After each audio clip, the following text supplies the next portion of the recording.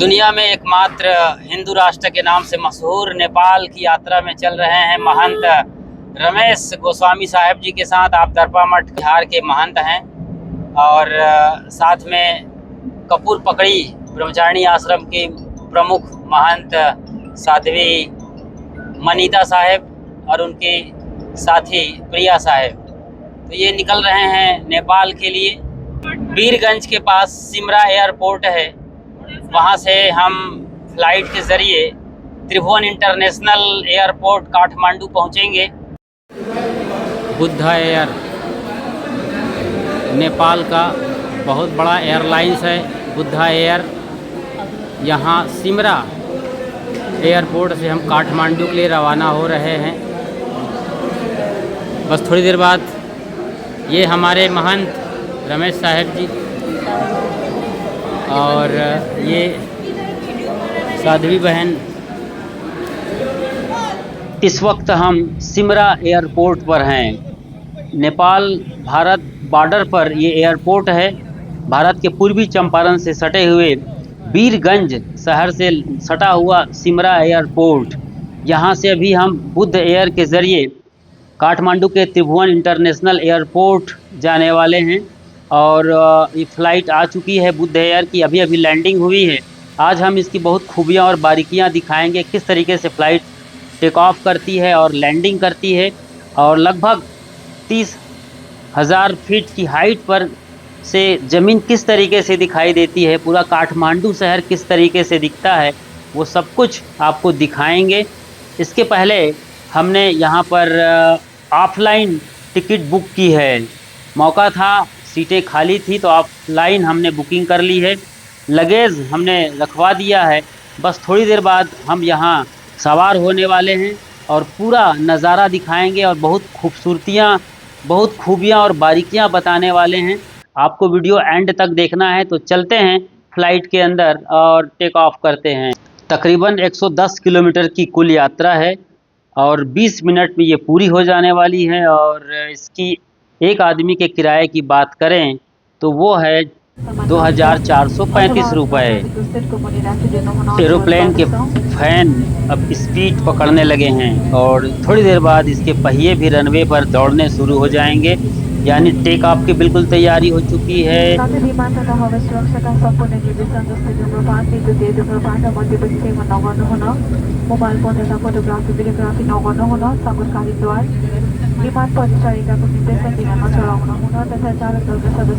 नेपाली भाषा में ज़रूरी इंस्ट्रक्शंस दिए जा रहे हैं कि किस तरीके से अपने सीट बेल्ट को बांध लेना है और ये फ़्लाइट अब बिल्कुल रफ्तार पकड़ रही है।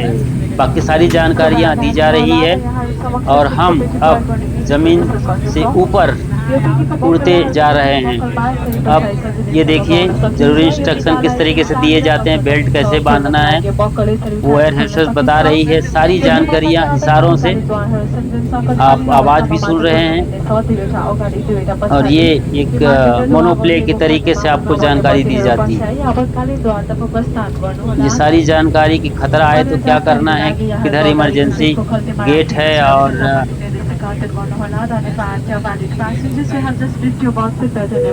70 की तादाद में यात्री नज़र आ रहे हैं। ये घरेलू उड़ान है, यानी नेपाल के अंदर ही एक शहर से दूसरे शहर की। इंटरनेशनल उड़ान के लिए आपको त्रिभुवन इंटरनेशनल एयरपोर्ट में सारा नज़ारा मिलेगा, जहां दुनिया भर में जा सकते हैं। सूरज चमक रहा है पूरे शबाब के साथ। नज़ारा ज़रा धुंधला हो गया है उसकी वजह से, लेकिन बने रहिए, अभी बहुत ही शानदार नज़ारे आने वाले हैं जब हम बादलों के ऊपर होंगे और तमाम मकानात माचिस के डिब्बे जैसे दिखेंगे, नदियां धागों जैसी नज़र आएगी, खेत घास जैसे, बड़े बड़े पेड़ और पौधे घास जैसे नज़र आएंगे। देखिए किस तरीके से हम लगातार ऊपर उठ रहे हैं, बादलों के उस पार चांद सितारों की दुनिया में लिए चलते हैं। आपको देखो जमीन नज़र आ रही है ना।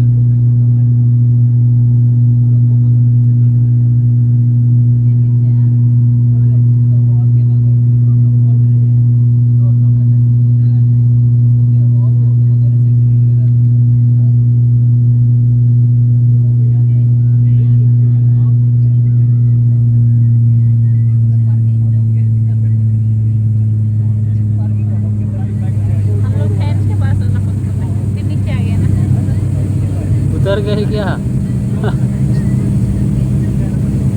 कैसा फील हो रहा है? नहीं लग रहा है? देख लीजिए हाइट कितनी है। सड़कें लकीर जैसी दिख रही हैं धागा के माफिक, और बाकी बिल्डिंग्स माचिस के डिब्बे हो गए हैं। बड़े बड़े पेड़ पौधे, लग रहा है जैसे जंगल के बजाय घास फूस नज़र आ रहे हैं। पूरी ग्रीनरी है, ग्रीनरी अच्छी खासी है। और ये अब आए एकदम सुपर हाइट पर।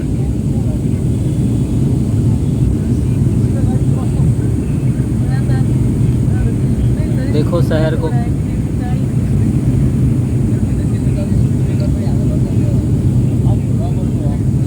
बादल के ऊपर।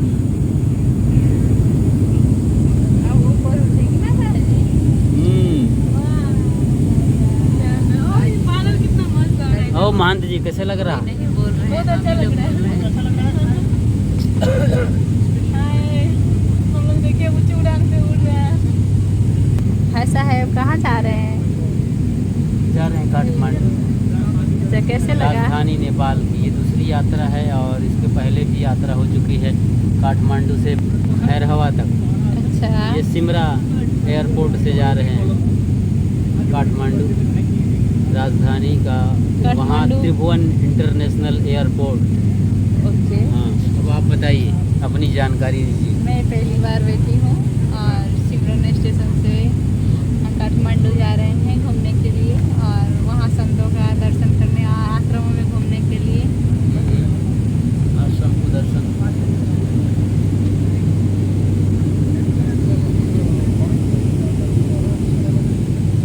अब नज़ारा, ओ सुपर। वो सिटी है ऐसा लग रहा है। बीच में क्या है, रोड है? हाँ, वो शहर बात दूर है, शहर समझ से बाहर है। हालांकि रोशनी तो अच्छी खासी है, लेकिन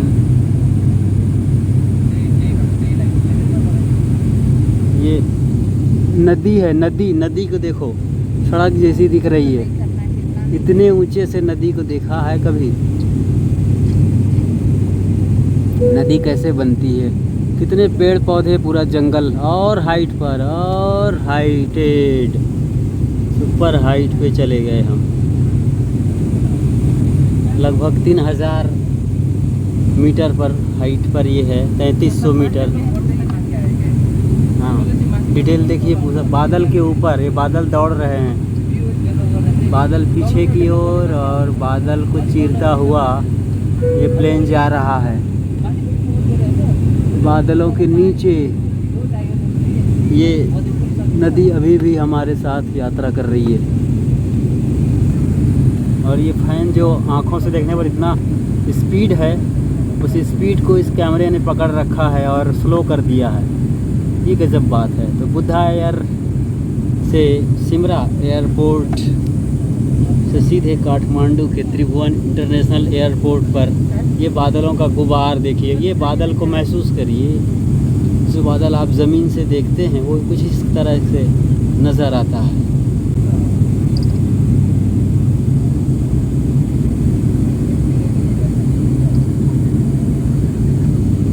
और सबसे हाइट पर, अब शायद सबसे ज़्यादा ऊंची हाइट पर हम आए। अभी लगभग कितने मिनट हो गए? 5 से 7 मिनट हो गया। टाइम बताइए।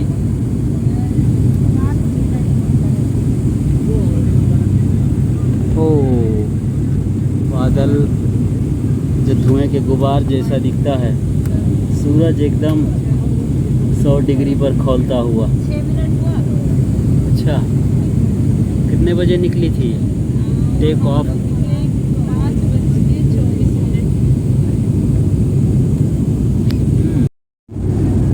यहाँ स्पष्ट तौर पर आप देख सकते हैं कि किस तरीके से गांव है, हरियाली, ग्रीनरी अच्छी है। उधर डार्क ग्रीनरी है। नीचे नीचे बादल दिख रहा है। हाँ हाँ, बादल के ऊपर हैं आप, बादल के नीचे गांव और शहर तैरते हुए। ये सारा आसमान की यात्रा, आदमी की खोज भी अद्भुत है। राइट बंधुओं को कहा जाता है कि इन लोगों ने पहली दफ़ा प्लेन उड़ाया था, लेकिन भारत के कुछ लोगों का मानना है कि इसके पहले भी हमारे लोगों ने उड़ा लिया था। साउथ के नाम याद नहीं आ रहा है। तो ये बादल का खूबसूरत पैकेज, पुष्पक विमान की चर्चा होती है रामायण में। जो कुबेर का था, रावण ने चुरा लिया था, फिर राम को फिर मिला और राम उसी से बैठकर अयोध्या नगरी आए। ये एकदम धुआं और फिर से खो गया पूरा शहर और आशियाना।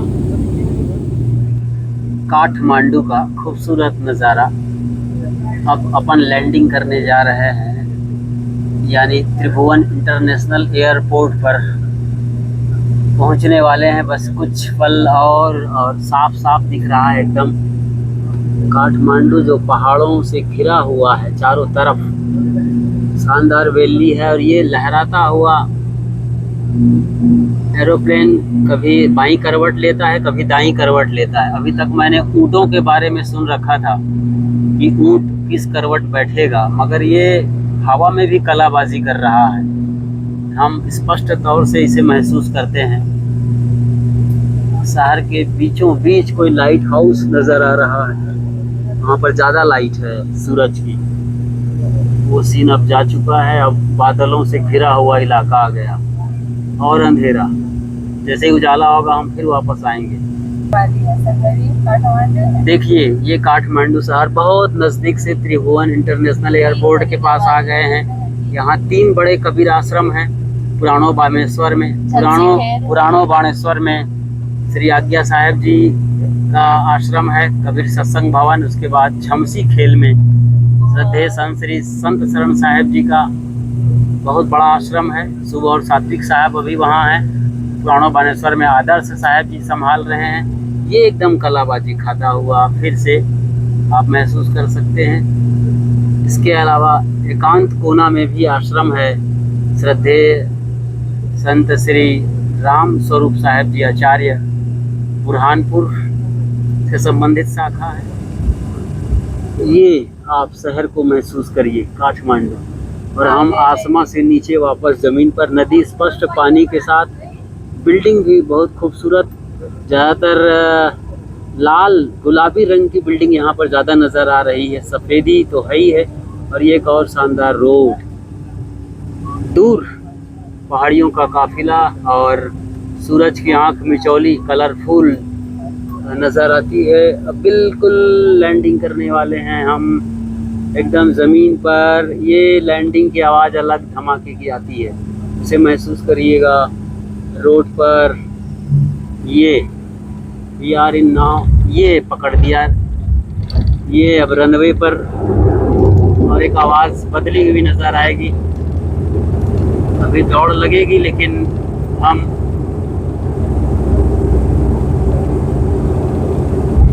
त्रिभुवन इंटरनेशनल एयरपोर्ट का नज़ारा रनवे